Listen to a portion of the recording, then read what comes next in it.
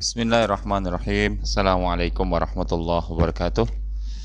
Alhamdulillah wa syukrulillah wa la hawla wa la quwata illa billahil aliyyil azim. Para teman-teman mahasiswa yang selalu saya banggakan, alhamdulillah pada pertemuan ini kita akan membahas lagi tentang sebuah judul yang tidak jauh daripada judul sebelumnya, yaitu tentang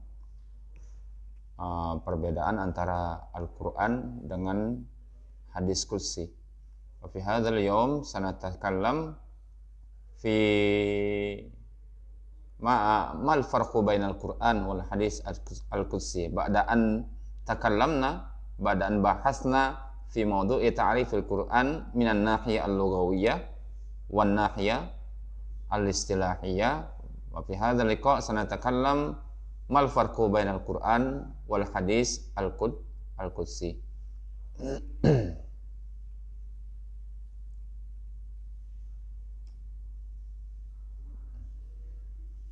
Tayyib. Fi awwali wahla labudda an na'rif awalan ma'nal hadis fil lughah. Harus kita ketahui dulu tentang definisi bahasa, tentang apa itu arti hadis di dalam bahasa. Hadis apabila kita terjemahkan kepada bahasa Indonesia berarti baru. Al hadisu fil lugha diddul qadim. Maka apabila diterjemahkan di dalam bahasa Indonesia, lawan kata daripada qadim atau lama. Yutlaku wa yuradu bihi kullul kalam yatahaddatsu bihi. Dimaksudkan kepadanya semua perkataan yang diucapkan atau dibicarakan oleh manusia. Wa yunqalu, dan dinukilkan, wa yuballighu al-insan min jihati sam'i, dan disampaikan oleh manusia dari dengan cara pendengaran awil wahyi atau wahyu fi yaqzatihi, secara sadar, au manami, atau di dalam tidurnya. Wa bihadzal makna sumiyal Quran hadisan. Apabila memakai definisi ini, maka Al-Quran juga dikatakan dengan hadis. Next, seperti firman Allah Subhanahu wa taala, qala Allah taala, wa man asdaqu minallahi haditsan. Yang artinya, perkataan yang mana lagi yang paling benar kecuali daripada firman Allah. Quran surat Tur ayat 34. Wa sumiya ma yahdutsu bihil insan fi manamihi, dan juga dinamakan dengan apa yang terjadi di dalam tidurnya manusia atau mimpinya. Ini tergambar pada Quran surat Yusuf, yaitu wa'allamani min ta'wili al-ahadis, dan mengajarkan aku bagaimana mentakwilkan kejadian-kejadian atau sesuatu yang baru atau sesuatu yang timbul ketika tidur. Dan ta'riful hadis istilahan, pengertian hadis secara istilah itu para ulama mendefinisikan ma'udhifa ila nabi sallallahu alaihi wasallam min qaulin au fi'lin au takririn au sifatin. Segala sesuatu yang disandarkan kepada Nabi besar Muhammad sallallahu alaihi wasallam, baik itu dari segi perkataan, perbuatan, persetujuan, atau sifatnya Rasulullah sallallahu alaihi wasallam itu sendiri. Yang maksud dengan al-qaul di sini, kaqauli sallallahu alaihi wasallam, contoh daripada hadis secara qauli itu seperti apa yang disabdakan oleh Rasulullah sallallahu alaihi wasallam secara langsung. Seperti hadis ini, Rasulullah sallallahu alaihi wasallam bersabda, innamal a'malu binniyat, sesungguhnya yang namanya pekerjaan itu tergantung niatnya. Wa innamal likulli imri'in ma nawa, dan seterusnya. Next, dan al-fi'lu perbuatan, kalladzi sabata min ta'limihi li ashabihi kaifiyatas shalah, seperti yang ditetapkan oleh Nabi Muhammad SAW di dalam mengajarkan para sahabat bagaimana ketentuan-ketentuan salat. Dan Rasulullah sendiri langsung bersabda, "Shallu kama ra'aitumuni usalli." Salatlah sebagaimana engkau melihatku salat. Di sini kan artinya para sahabat itu diperintahkan oleh Rasulullah SAW untuk melihat beliau langsung di dalam salatnya. Artinya salatnya tersebut merupakan fi'lun atau perbuatan Rasulullah SAW. Wa ma thabata min kaifiyati hajjihi, dan juga bagaimana Rasulullah menetapkan tata cara berhaji. Dan Rasulullah SAW mengatakan atau bersabda, "Khudhu anni manasikakum."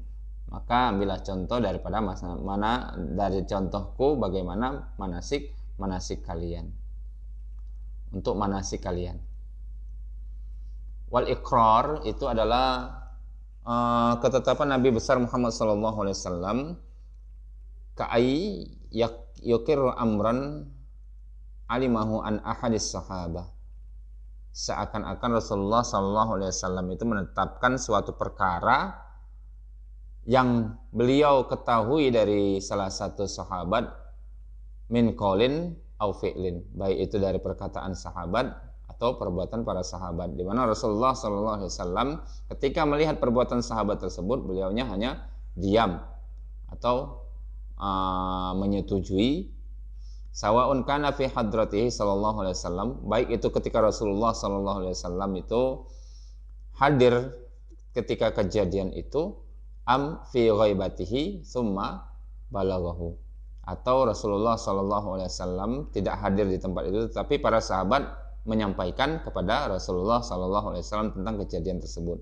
Al-misal aklud dob itu bukan dom ya, dobbi ala maidatihi sallallahu alaihi wasallam, ketika para sahabat memakan dob atau kadal gurun, itu Rasulullah dihidangkan di depan Rasulullah, tetapi Rasulullah tidak memakannya, tetapi beliau tidak melarangnya. Dan no comment kepada sahabat tersebut. Disinilah Rasulullah SAW mengatakan, inilah takrir daripada Rasulullah, seakan-akan Rasulullah menyetujui walaupun beliau tidak makan kadal gurun tersebut. Tentang sifat itu seperti yang diriwayatkan oleh banyak sahabat bahwasanya Rasulullah SAW itu kana daimul bashar, selalu berseri-seri wajahnya, sahlul khuluq, orangnya santai, tenang, lainul janib dan sebagainya. Pokoknya sifat-sifat Rasulullah SAW kesehariannya yang diriwayatkan oleh para sahabat radhiyallahu alaihim. Terus kita melangkah ke nakhtu ila al-hadis al-qudsi. Al-qudsi nisbatun ilal quds. Yang namanya qudsi itu dinisbatkan kepada al-quds. Wahia nisbatun tadullu ala ta'zim. Dan dia penisbatan yang menunjukkan akan penghormatan. Li'anna ma datal kalimati dalatun ala tanzih wa tadhir fil lughah. Karena materi daripada kalimat tersebut menunjukkan untuk pensucian dan untuk pensucian di dalam bahasa. Fataqdis artinya itu tanzihullah ta'ala atau mensucikan Allah subhanahu wa ta'ala. Wa taqdis at-tadhir. Taqdis juga bermakna at-tadhir atau taharah atau suci. Wa tuqaddisu artinya wa tutahhiru. Tuqaddisu kamu mensucikan berarti tutahhiru. Tutahhiru juga mensucikan. Qala Allah Ta'ala ala lisani malaikatihi, seperti yang difirmankan Allah Subhanahu wa taala kepada para malaikat di dalam ketika malaikat itu protes tentang penciptaan Adam. Wa nahnu nusabbihu bihamdika wa nuqaddisu lak, dan kami selalu bertasbih kepadamu, memujimu dan mensucikanmu. Al-Baqarah ayat 31. Yang artinya ainutahhiru anfusana laka, atau kami mensucikan diri kami untuk engkau. Wal hadis al-qudsi fil istilah, sedangkan hadis qudsi secara istilah itu adalah ma yudhifuhu Nabi sallallahu alaihi wasallam ilallahi ta'ala. Apa yang disandarkan pada Nabi besar Muhammad sallallahu alaihi wasallam yang berasal daripada Allah Subhanahu wa ta'ala. Ai anna Nabiy sallallahu alaihi wasallam yarwihi ala annahu min kalamillah. Atau Nabi Muhammad meriwayatkan yang hal itu atau sumbernya daripada kalamullah azza wa jalla. Rasul rawin li kalamillah bilafzin min indihi. Dan Rasulullah sallallahu alaihi wasallam itu meriwayatkan kalam Allah, tetapi lafadznya itu bukan lafadz dari Allah, lafadznya daripada Rasulullah atau redaksinya dari Rasulullah sallallahu alaihi wasallam. Wa idza rawahu ahadun rawahu ar-rasulillahi musdad ilallahi ta'ala fayaqulu. Nah, apabila seseorang meriwayatkan daripada Rasulullah sallallahu alaihi wasallam, dianya akan disandarkan kepada Allah Subhanahu wa taala, seperti contoh ini, qala Rasulullah sallallahu alaihi wasallam qala Allah taala au yaqulullahu taala. Rasulullah bersabda bahwasanya Allah berfirman atau Allah telah berfirman. Misal yang lebih konkret lagi, yang lebih eksplisit lagi, al-misal an Abi Hurairah radhiyallahu anhu an Rasulillah sallallahu alaihi wasallam, daripada Abu Hurairah bahwasanya Rasulullah sallallahu alaihi wasallam fima yarwihi ar-rabbih azza wa jalla, sebagaimana yang diriwayatkan beliau daripada Tuhannya, yadullahu malaun la yaghiduha nafaqah sahaul laili wan nahar. Sesungguhnya tangan Allah itu penuh, tidak akan pernah berkurang apabila dinafkahkan, baik itu sepanjang malam dan siang. Di sini kan sebenarnya sumbernya daripada Allah, tetapi lafadznya daripada Rasulullah sallallahu alaihi wasallam, atau redaksinya berasal daripada Nabi itu, Nabi Muhammad sallallahu alaihi wasallam sendiri.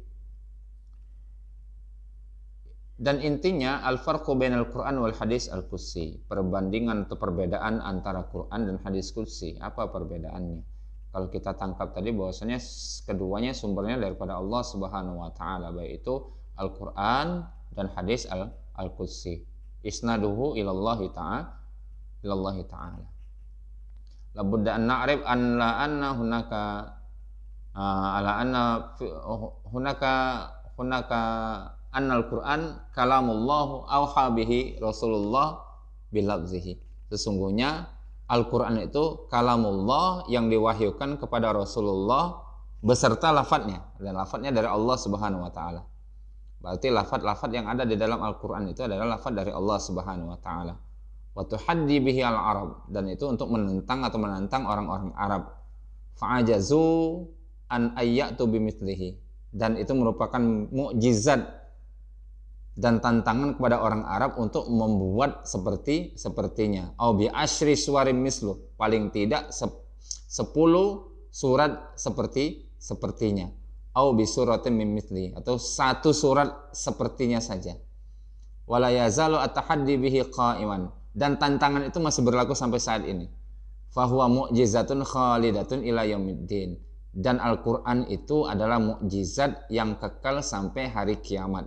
Sedangkan hadis al-qudsi lam yaqa' bihi at-tahaddi wal i'jaz, bukan untuk menantang orang-orang Arab dan juga bukan mukjizat Nabi besar Muhammad sallallahu alaihi wasallam.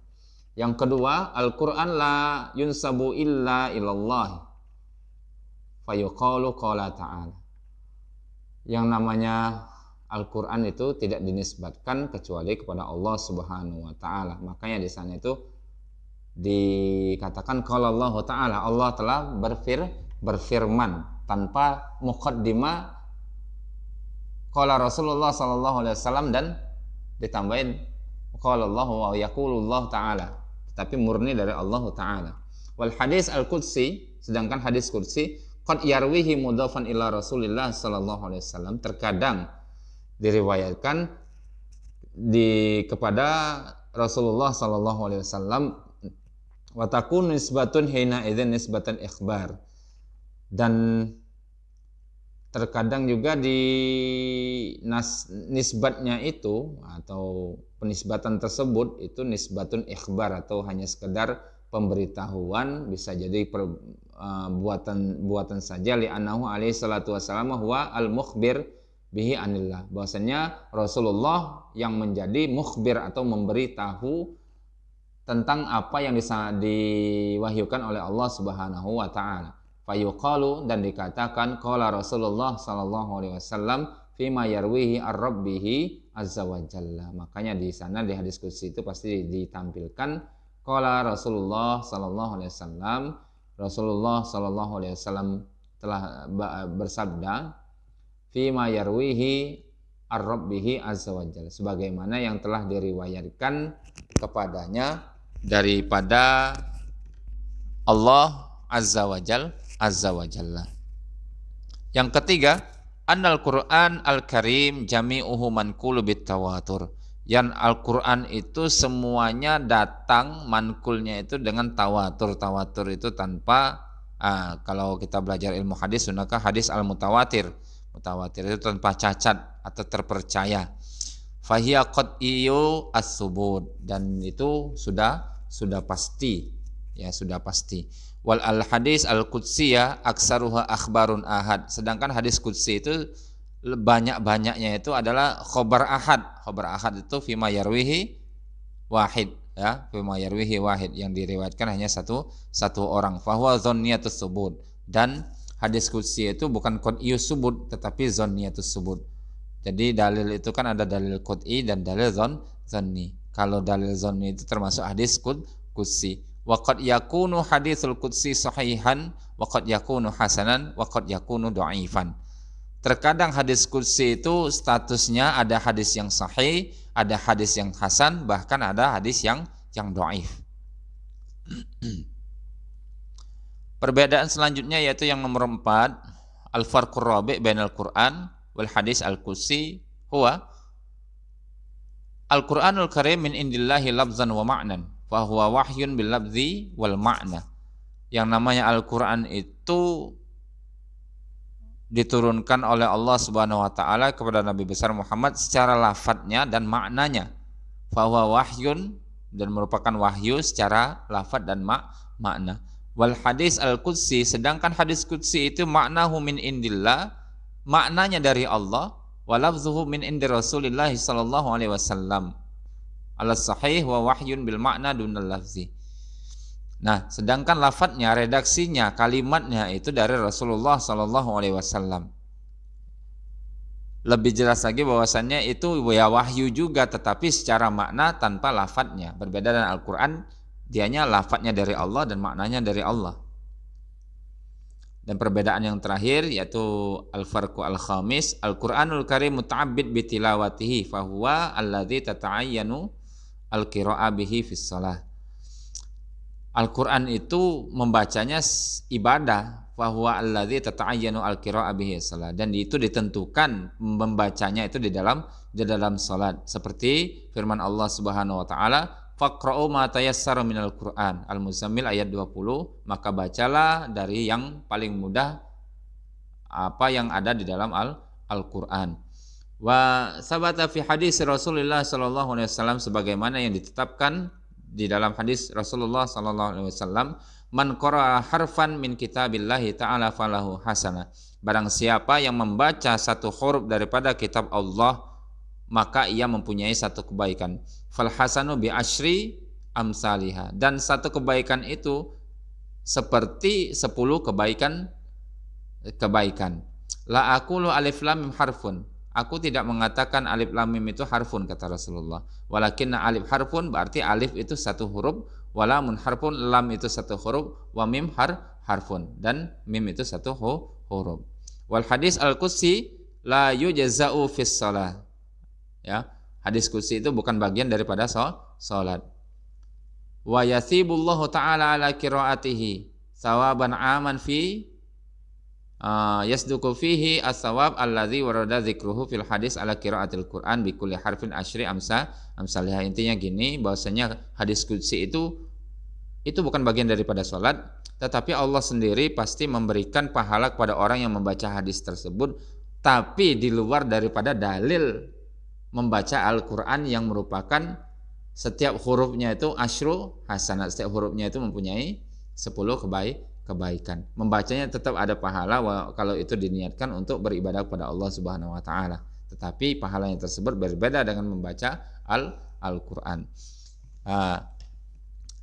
Alhamdulillah, pertemuan kita untuk membahas tentang perbedaan antara hadis qudsi dan Al-Qur'an pada hari ini telah selesai, dan saya minta kepada para mahasiswa agar mempelajari lagi lebih lanjut tentang ini dan dipahami lagi. Semoga kita diberikan keberkahan oleh Allah Subhanahu wa taala di dalam mempelajari studi Al-Qur'an ini, karena Al-Qur'an ini adalah kitab hudan, petunjuk bagi kita semuanya, dan kita sebagai seorang akademis harus betul-betul mengetahui, akademis muslim harus mengetahui dan menguasai ilmu Al-Qur'an, bukan hanya membaca saja tetapi harus mengerti apa yang dimaksudkan, yang dikandung di dalam Al-Qur'an. Natamanna liqa fi yaumil qadim insyaallah. Syukran ala al-ihtimam. Narjullah ta'ala asa yanfa'ana bima ta'alamna hadzal yaum. Assalamualaikum warahmatullahi wabarakatuh.